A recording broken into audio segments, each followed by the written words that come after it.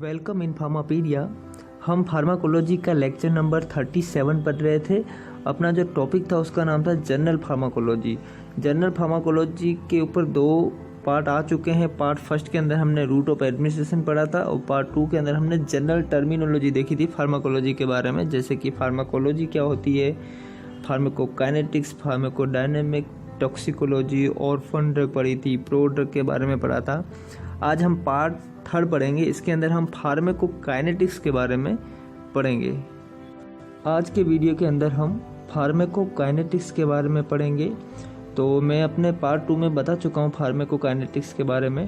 Pharmacokinetics का मतलब कि ड्रग का जो मोमेंट होता है अपनी बॉडी के अंदर, जैसे हम रूट ऑफ एडमिनिस्ट्रेशन में ड्रग को डालते हैं, फिर ड्रग का एब्जॉर्प्शन होता है, फिर ड्रग का डिस्ट्रीब्यूशन होता है, फिर ड्रग का मेटाबॉलिज्म होता है, लास्ट में ड्रग एलिमिनेट हो जाती है। तो ये जो पूरी प्रोसेस है जिसमें क्या हो रहा है, ड्रग का मोमेंट हो रहा है, तो ये सब अलग अलग स्टेप है। जैसे कि एब्जॉर्प्शन, इसमें भी बहुत सारी चीज़ें पढ़नी पड़ती है। डिस्ट्रीब्यूशन में भी बहुत इंपॉर्टेंट चीज़ें होती है। मेटाबॉलिज्म किस किस टाइप के होते हैं, कौन कौन से होते हैं, उनके बारे में पढ़ना है। एलिमिनेशन भी बड़ा इंपॉर्टेंट है। तो इन सब चीज़ों के बारे में जब हम स्टडी करते हैं तो ये पूरा फार्माकोकाइनेटिक्स में आता है। तो सबसे पहले आज हम एब्जॉर्प्शन के बारे में पार्ट 3 के अंदर पढ़ेंगे, क्योंकि एब्जॉर्प्शन और ये जो मेटाबॉलिज्म, ये 2 थोड़े बड़े प्रोसेस है, इसलिए 2 अलग अलग लेक्चर पढ़ेंगे। बाकी डिस्ट्रीब्यूशन और एलिमिनेशन ये छोटे छोटे टॉपिक है। तो मैं आपको फार्माकोकाइनेटिक्स के बारे में बता चुका हूँ ताकि study of moment of drug, इसको बोलते हैं फार्माकोकाइनेटिक। इसके अंदर ADME की हम स्टडी करते हैं, एब्जॉर्प्शन, डिस्ट्रीब्यूशन, मेटाबॉलिज्म और एलिमिनेशन। एक और मैंने लाइन बताई थी कि what human body does with drug, मतलब ह्यूमन बॉडी ने ड्रग के साथ क्या किया, उसको बोलते हैं फार्माकोकाइनेटिक्स। मतलब जब मेडिसिन ली तो उस मेडिसिन का ह्यूमन बॉडी ने सबसे पहले एब्जॉर्प्शन कराया, डिस्ट्रीब्यूशन कराया, मेटाबॉलिज्म इस ड्रग का किया, फाइनली बॉडी से निकाल दिया इस ड्रग को बाहर। तो ये जो पूरी प्रोसेस है इसको हम बोलते हैं फार्माकोकाइनेटिक्स। काइनेटिक्स वर्ड ही बोल रहा है मोमेंट होना, ये मोशन को डिस्क्राइब कर रहा है। अब हम सबसे पहले एब्जॉर्प्शन के बारे में पढ़ेंगे। तो सबसे पहले हम एब्जॉर्प्शन की डेफिनेशन देखेंगे। तो एब्जॉर्प्शन की डेफिनेशन क्या है कि moment of drug into route of administration to bloodstream. मतलब जिस रूट से, जैसे कि आपने ओरली ड्रग को लिया, ओरली लेने के बाद ड्रग आ गई आपकी स्टोमक के अंदर, इस तरह से स्टोमक के अंदर ड्रग आ गई। अब इस स्टोमक से ड्रग का ब्लड स्ट्रीम, मतलब ब्लड के अंदर पहुंचना की जो प्रोसेस है, यहाँ ड्रग का मोमेंट हुआ स्टोमक से होके सीधा ड्रग जो ब्लड में जा रही है, तो ये जो मोमेंट हो रहा है इसी को हम बोलते हैं एब्जॉर्प्शन बोलते हैं। सिंपल सी डेफिनेशन है, ड्रग का मोमेंट है रूट ऑफ एडमिनिस्ट्रेशन से लेके ब्लड स्ट्रीम के बीच में जो मोमेंट है उसी को हम एब्जॉर्प्शन बोलते हैं। जैसे कि ये एक स्टोमक है जिसके अंदर आपने मेडिसिन ली जो आपकी स्टोमक के अंदर पहुंच गई। अभी मेडिसिन का सबसे पहले डिसइंटीग्रेशन होगा इस टैबलेट का, फिर इसका डिजोल्यूशन होगा इस सॉल्यूशन के अंदर स्टोमक की। फिर जैसे ये डिजोल्व हो जाएगी, फिर डिजोल्व हो जाने के बाद ये ड्रग डिजोल्व हो जाने के बाद ये एब्जॉर्ब हो जाएगी इस स्टमक की मेम्ब्रेन से, और जैसे ही एब्जॉर्ब होगी तो फाइनली ये कहाँ पहुँच जाएगी, ब्लड के अंदर। ये ड्रग जब ये ब्लड के अंदर ड्रग पहुँच जाएगी और ब्लड के अंदर ये सर्कुलेट होगी और अपने रिसेप्टर पर जाके अपना एक्शन देगी, तो ये जो मोमेंट है इसी को हम बोलते हैं एब्जॉर्प्शन बोलते हैं। अब हम देखेंगे कि कौन से वो फैक्टर है जो एब्जॉर्प्शन को अफेक्ट करते हैं, और इसके ऊपर सीधा एग्जाम में क्वेश्चन आता है बी फार्मा में कि इसके ऊपर हमें लिखना पड़ता है फैक्टर जो अफेक्ट करते हैं ड्रग के एब्जॉर्प्शन को। तो कौन कौन से, सबसे पहला है एक्वस सोलिबिलिटी। तो आपको पता है जब हम ओरली कोई ड्रग लेते हैं तो उस ड्रग की मिनिमम एक्वस सोलिबिलिटी होनी चाहिए। अगर ये ड्रग अपने स्टोमक में जाके डिजोल्व भी नहीं होगी, इसका डिसइंटीग्रेशन नहीं होगा, इसका डिजोल्यूशन नहीं होगा, जब ये डिजोल्व नहीं होगी तो ये कैसे एब्जॉर्ब होगी। तो मिनिमम एक्वस सोलिबिलिटी हर ड्रग की होनी चाहिए। तो ये बहुत ही ज़्यादा इम्पोर्टेंट है कि ड्रग है minimum aqueous solubility in case of oral route. इसके बाद जो सेकंड जो फैक्टर है वो है GIT मोटिलिटी।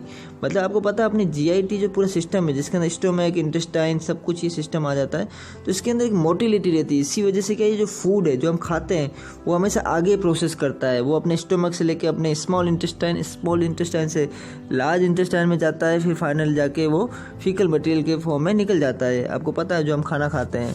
तो अगर अपने GIT की मोटिलिटी भी नहीं होगी तो ड्रग एब्जॉर्ब भी नहीं होगी। इसका एक मैं एग्जांपल बता रहा हूँ। जैसे कि क्या होता है कि अपनी बॉडी के अंदर सबसे पहले ड्रग ओरली लेने के बाद आ जाती है स्टोमक के अंदर, इस तरह स्टोमक के अंदर आ गई, फिर नीचे इस तरह से इंटेस्टाइन है, ये पूरी इंटेस्टाइन है। तो देखो अगर एसिडिक ड्रग है, ड्रग का नेचर क्या एसिडिक है, जैसे कि पेनिसिलिन है या फिर कोई भी एसिडिक ड्रग ले लो जो एसिडिक नेचर की है, तो आपको पता है स्टोमक के अंदर क्या रहेगा, HCl रहेगा। तो याद रखना एसिड की प्रेजेंस में जो एसिड वाली ड्रग है वो अनआयोनाइज हो जाती है, जब वो अनआयोनाइज हो जाएगी तभी वो इजीली एब्जॉर्ब होगी। तो एसिड ड्रग के लिए हमेशा stomach is suitable environment absorption होने के लिए। पर अगर यहाँ ड्रग है बेसिक नेचर की, जैसे कि प्रोपेनोल है या फिर कोई और एट्रोपिन जैसी ड्रग है, तो ये जो बेसिक नेचर की जो ड्रग है उसके लिए जो एब्जॉर्प्शन के लिए जो अच्छा इन्वायरमेंट वो है अपना इंटेस्टाइन, क्योंकि इंटेस्टाइन में भी बेसिक पीएच है और बेसिक पीएच में बेसिक ड्रग क्या हो जाती है, अनआयोनाइज हो जाती है और अनआयोनाइज ड्रग इजीली एब्जॉर्ब हो जाती है। तो सपोज करो आपने ये बेसिक ड्रग ली, बेसिक ड्रग यहाँ पे आ गई, अब इस ड्रग इंटेस्टाइन का मोटिलिटी भी नहीं है, तो ड्रग कहाँ रहेगी, स्टोमक के अंदर ही रहेगी और स्टोमक के अंदर ही वो डिग्रेड हो जाएगी और ख़त्म हो जाएगी। तो हमारा कंसर्न ये है कि ड्रग अपने जो इंटेस्टाइन की GIT की एक मोटिलिटी होनी चाहिए ताकि ये ड्रग आगे आके इंटेस्टाइन में आए और यहाँ पे इजीली एब्जॉर्ब हो जाए, इसलिए मिनिमम मोटिलिटी तो इंटेस्टाइन की होनी चाहिए। इसके बाद है एरिया ऑफ एब्जॉर्प्शन। तो एरिया ऑफ एब्जॉर्प्शन मतलब जैसे इंटेस्टाइन का एरिया सबसे ज़्यादा बड़ा होता है, इस तरह से स्टोमक सबसे छोटा होता है, लार्ज इंटेस्टाइन सबसे बड़ी रहती है। तो अगर कोई ड्रग है इस इंटेस्टाइन में गुजरेगी तो इसको एरिया बहुत ज़्यादा मिल जाएगा चलने के लिए, तो इस एरिया में इस ड्रग का एब्जॉर्प्शन मैक्सिमम होगा। मतलब इंटेस्टाइन में ड्रग का एब्जॉर्प्शन ज़्यादा होता है कंपेयर टू स्टोमक, क्योंकि स्टोमक के अंदर इतना एरिया नहीं मिलता ड्रग को एब्जॉर्ब होने के लिए, पर इंटेस्टाइन में क्या है कि एरिया ज़्यादा मिलता है, इसलिए एरिया ऑफ एब्जॉर्प्शन भी बड़ा इंपॉर्टेंट है। इसके बाद जो नेक्स्ट फैक्टर आता है वो वस्कुलरिटी। तो वस्कुलरिटी किसको बोलते हैं कि अपना कौन सा बॉडी का ऑर्गन है जहाँ पे ब्लड की सप्लाई सबसे ज़्यादा रहती है। जैसे मैं एक बात कहता हूँ लंग्स, तो अपना ये लंग्स है, ह्यूमन लंग्स है 2। अब इस लंग्स के यहाँ ब्लड सप्लाई बहुत ही ज़्यादा रहती है, आपको पता है blood capillary oxygenate deoxygenate blood का ऑक्सीजनेशन होता है, तो यहाँ ब्लड की सप्लाई बहुत ज़्यादा रहती है। अगर आपने यहाँ से कोई ड्रग ली है और ड्रग यहाँ लंग्स में डिपॉजिट हो गई है तो यहाँ ब्लड की वस्कुलरिटी ज़्यादा है, तो ये ड्रग ईजिली पैसिव डिफ्यूजन के थ्रू ये ड्रग ईजिली यहाँ पे एब्जॉर्ब हो जाएगी। पर यही अगर आपने ड्रग किसी स्किन पे अप्लाई की है यहाँ पे, तो यहाँ स्किन के ऊपर ब्लड का सर्कुलेशन बहुत ही ज़्यादा कम है, तो वो ड्रग इजीली एब्जॉर्ब नहीं होगी, इसलिए स्किन से ड्रग जल्दी एब्जॉर्ब नहीं होती है। इसी तरह अपने इंटेस्टाइन की भी अलग अलग पार्ट में अलग अलग वस्कुलरिटी रहती है, तो उसके बेसिस पे ड्रग का एब्जॉर्प्शन होता है। तो वस्कुलरिटी भी बड़ा इंपॉर्टेंट है फैक्टर। अब हम देखेंगे कि ड्रग के एब्जॉर्प्शन जो होता है वो किस किस प्रोसेस से होता है, इसके कौन कौन से मैकेनिज्म, कौन कौन से मेथड है जिससे ड्रग का एब्जॉर्प्शन होता है। तो ये बहुत ही ज़्यादा इंपॉर्टेंट है, क्योंकि इसको हम बायोफार्मास्यूटिक्स में भी पढ़ने वाले हैं, अभी फार्माकोलॉजी में भी हम इसका ऊपर से थोड़ा नॉलेज ज़रूर लेंगे। बायोफार्मास्यूटिक्स में तो हम अच्छे से पढ़ेंगे।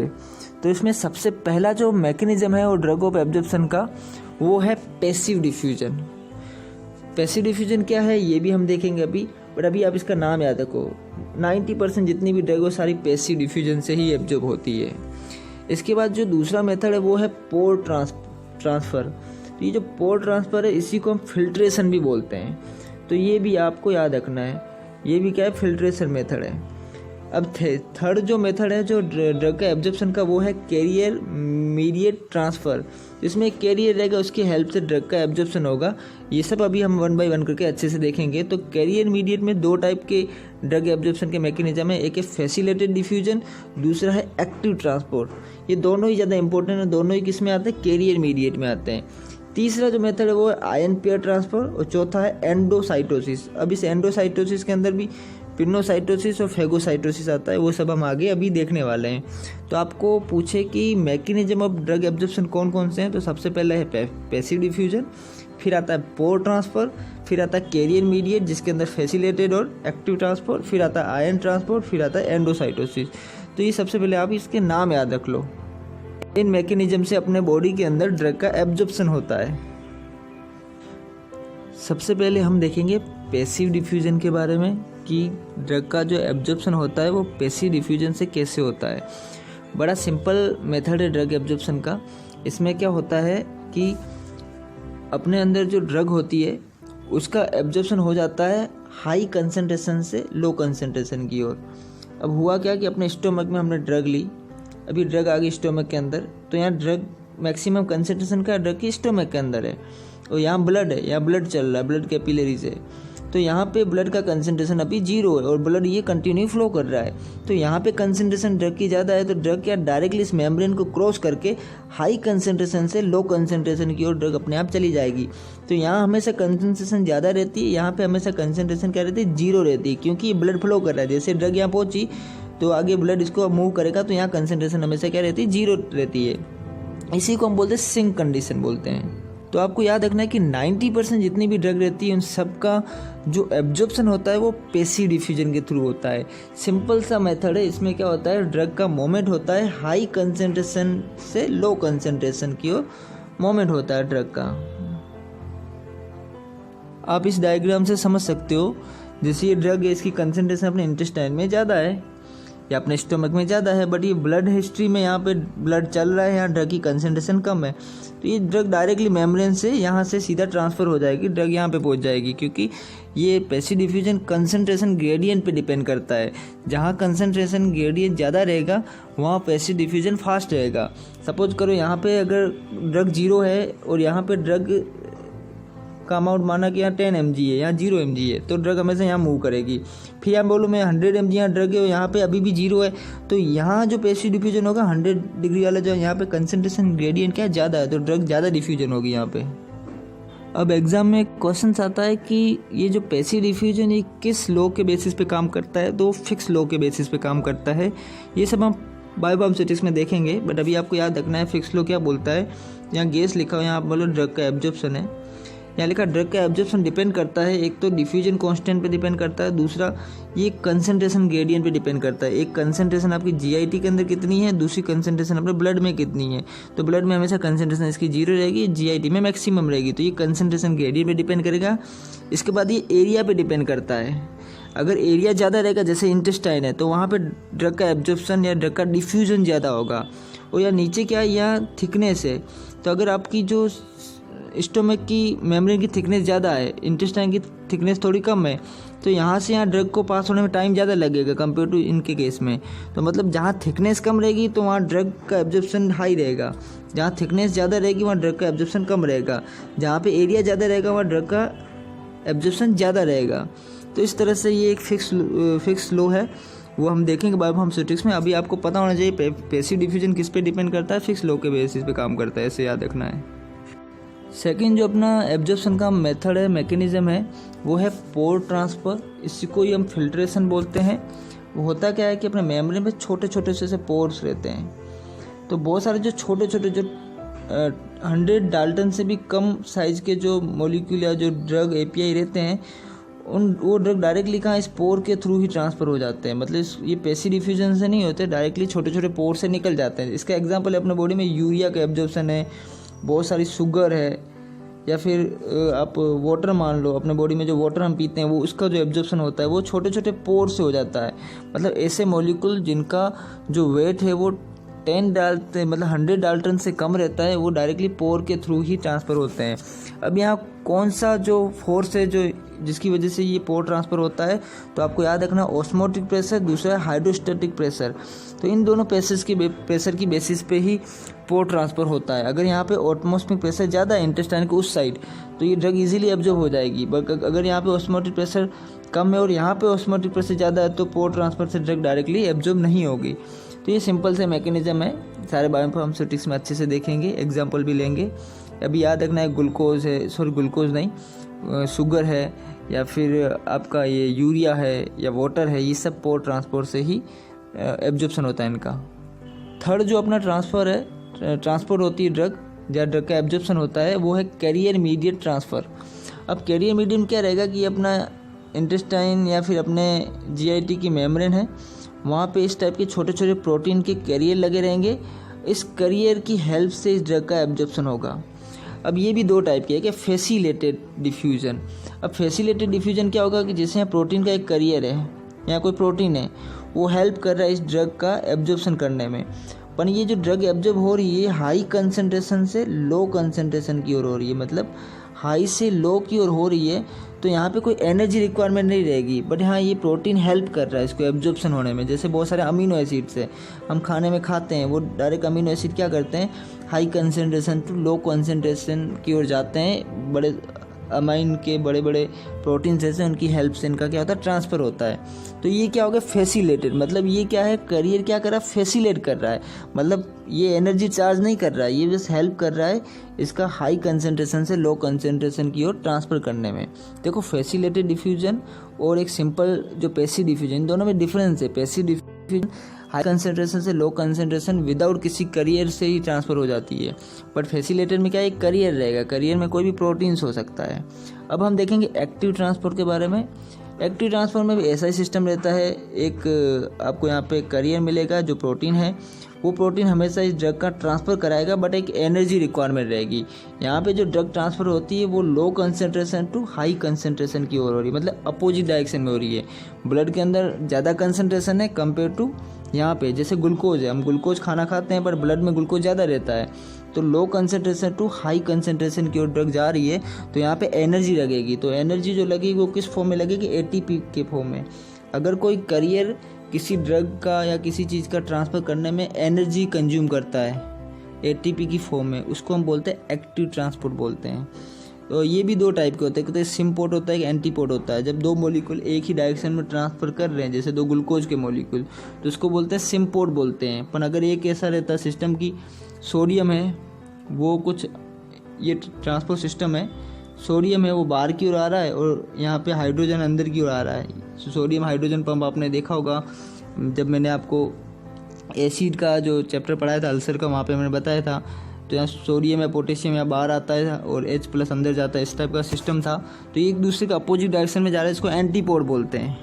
सिम्पोड में क्या, दो ग्लूकोज मॉलिक्यूल एक ही डायरेक्शन में जाते हैं, यहाँ पे एनर्जी रिक्वायरमेंट रहती है, बट फैसिलेटेड में कोई एनर्जी नहीं रहती है। Facilitated concentration high concentration to low concentration जाता है, एक्टिव ट्रांसफर कहाँ जाता है, हमेशा हाई टू लो जाता है। तो ये आपको याद रखना है, अभी बस इन्फॉर्मेशन होनी चाहिए, क्योंकि हम फार्माकोलॉजी पढ़ रहे हैं अभी। बायोफार्मास्यूटिक्स में और अच्छे से एग्जाम्पल देखेंगे इसके बाद जो नेक्स्ट जो ट्रांसपोर्ट सिस्टम है वो है आयन पेयर ट्रांसपोर्ट सिस्टम। अब ये आयन पेयर में क्या होता है कि देखो बहुत सारे ऐसे मॉलिक्यूल्स रहते हैं जिसके ऊपर चार्ज रहता है। हम ऐसे मॉलिक्यूल खाते हैं जिसके ऊपर हल्का सा नेगेटिव पॉजिटिव चार्ज रहेगा। तो ये मेम्ब्रेन क्या करेगी, इस मेम्ब्रेन के ऊपर भी छोटे छोटे से चार्ज रहते हैं, जैसे कि पॉजिटिव नेगेटिव चार्ज के कुछ अमीनो एसिड्स रहते हैं, कोई एसिड्स रहते हैं। तो जैसे पॉजिटिव चार्ज, ये नेगेटिव चार्ज जो हमने खाना खाया उसके अंदर आ गया, या अपनी ड्रग है जिसके ऊपर नेगेटिव चार्ज है, वो इस नेगेटिव चार्ज वाला इस पॉजिटिव चार्ज में मिलेगा और यहाँ पे एक न्यूट्रल मॉलिक्यूल बनाएगा, फिर ये न्यूट्रल मॉलिक्यूल एब्जॉर्ब हो जाएगा। इसी तरह ये पॉजिटिव चार्ज वाला अपने मेम्ब्रेन के ऊपर जो नेगेटिव चार्ज वाला कोई एसिड्स है उसके साथ जाके कंबाइन होगा, फिर यहाँ पे न्यूट्रल मॉलिक्यूल बनेगा, फिर ये न्यूट्रल मॉलिक्यूल का एब्जॉर्प्शन होगा। इसीलिए बोलते हैं आयन पेयर, मतलब जो पॉजिटिव वाला नेगेटिव वाले से मिला मेम्ब्रेन के किसी चार्ज पे और आयन पेयर बनाया और फिर इसका एब्जॉर्प्शन हुआ। इसका एक बहुत अच्छा एक एग्जांपल है कि जो प्रोपेनोल ड्रग है, बीटा ब्लॉकर प्रोपेनोल ड्रग, वो क्या रहती है, बेसिक नेचर की रहती है। और जो आपको पता है बेसिक नेचर के ऊपर हमेशा नेगेटिव चार्ज रहता है, OH नेगेटिव ऐसे मानो, तो इसके ऊपर नेगेटिव चार्ज रहेगा। अपने स्टोमक में आएगी ये ड्रग या कहीं भी इंटेस्टाइन में आएगी तो यहाँ पे इसको मेम्ब्रेन में ऑयलिक एसिड मिलेगा जिसके ऊपर क्या है रहता है, पॉजिटिव चार्ज रहता है। तो ये प्रोपेनोल का नेगेटिव चार्ज पॉजिटिव चार्ज के साथ क्या होता है, कंबाइन होता है ऑयलिक एसिड के पॉजिटिव चार्ज से, फिर एक न्यूट्रल मॉलिक्यूल बनता है, फिर वो न्यूट्रल मॉलिक्यूल क्या हो जाता है, एब्जॉर्ब हो जाता है। तो ये एक आयन पेयर का एग्जाम्पल है। ऐसे बहुत सारे और भी एग्जाम्पल होंगे जो आप गूगल पर सर्च करो, आप लिख सकते हो, याद कर सकते हो। इसके बाद अपना जो लास्ट मेथड है वो एंडोसाइटोसिस। अब इसमें क्या होता है कि बहुत सारे छोटे छोटे ऑयल या कोई पार्टिकल्स रहते हैं, वो डायरेक्टली किसी अदर मेथड से एब्जॉर्ब नहीं होते, तो क्या होता है अपनी जो मेम्ब्रेन है वो मेम्ब्रेन इसको क्या करती है, इंगल्प कर लेती है। तो ये जब ये जो छोटे छोटे पार्टिकल ऑयल के ग्लोब्यूल है या कोई छोटा पार्टिकल है, जब ये छोटा पार्टिकल है, सपोज करिए सॉलिड पार्टिकल है, वो जैसे इस मेम्ब्रेन के साथ पास में आएगा तो मेम्ब्रेन इसके सराउंडिंग से लेयर बनाना चालू करेगी। इस तरह से ये मेम्ब्रेन के अंदर ही आ जाएगा, छोटे छोटे वेसिकल के अंदर ये सॉलिड पार्टिकल। फिर ये मेम्ब्रेन क्या करेगी, यहाँ पे लेके आएगी इस छोटे पार्टिकल को, फिर यहाँ से निकाल देगी। मतलब क्या कि मेम्ब्रेन क्या कर रही है, इसको इंगल्प कर रही है, खा रही है, खा के इसको अंदर लिया वेसिकल में और फिर इसको फेंक दिया बाहर। अगर ये सॉलिड पार्टिकल है तो अब इसको हम बोलेंगे फेगोसाइटोसिस, बोलेंगे इसको फेगोसाइटोसिस। अगर यहाँ पे ये ऑयल का ग्लोब्यूल है तो ऑयल के ग्लोब्यूल को इस मेम्ब्रेन ने इंगल्प किया, इस वेसिकल के अंदर ऑयल ग्लोब्यूल आ गया और फाइनली इस मेम्ब्रेन ने इस ऑयल ग्लोब्यूल को बाहर फेंक दिया, तो इसको हम बोलेंगे पिनोसाइटोसिस बोलेंगे। तो एग्जाम में क्वेश्चन आता है कि पिनोसाइटोसिस किसको बोलते हैं, जब ऑयल ग्लोब्यूल को कोई मेम्ब्रेन इंगल्प करके वेसिकल के थ्रू एक साइड से दूसरी साइड की ओर लेके जाती है, इसको बोलते हैं पिनोसाइटोसिस। फेगोसाइटोसिस किसको बोलते हैं, जब सॉलिड पार्टिकल को जब कोई मेम्ब्रेन इंगल्प करके एक डायरेक्शन से दूसरी डायरेक्शन लेके जाती है, उसको बोलते हैं फेगोसाइटोसिस। तो ये फाइनली हमने एब्जॉर्प्शन के बारे में अच्छे से पढ़ लिया। एब्जॉर्प्शन के कौन से फैक्टर थे हमने, जिसमें aqueous solubility, GIT, motility, area absorption, site viscosity के बारे में पढ़ा। फिर हमने एब्जॉर्प्शन के मैकेनिज्म देखे, जिसके अंदर हमने पेप्सी डिफ्यूजन के बारे में पढ़ा था, आयन पेयर के बारे में पढ़ा था, और हमने कैरियर मीडिएट के अंदर एक्टिव और फैसिलिटेटेड के बारे में पढ़ा। फिर हमने एंडोसाइटोसिस के बारे में पढ़ा। इन सब चीज़ों के बारे में अच्छे से देखा। ये सारे मैकेनिज्म आप अच्छे से याद करो। नेक्स्ट जो अपना वीडियो आएगा पार्ट 4, उसके अंदर हम डिस्ट्रीब्यूशन और मेटाबॉलिज्म के बारे में पढ़ेंगे। फिर लास्ट जो पार्ट आएगा उसके बारे में हम एलिमिनेशन के बारे में पढ़ेंगे। उसके बाद और भी वीडियो आएंगे। जनरल फार्माकोलॉजी थोड़ा लंबा रहेगा, धीरे धीरे आपके सारे कॉन्सेप्ट भी अच्छे क्लियर हो जाएंगे। थैंक यू सो मच मेरा वीडियो देखने के लिए। शेयर करो मेरे वीडियो को और चैनल को लाइक करो, सब्सक्राइब करो। Thank you.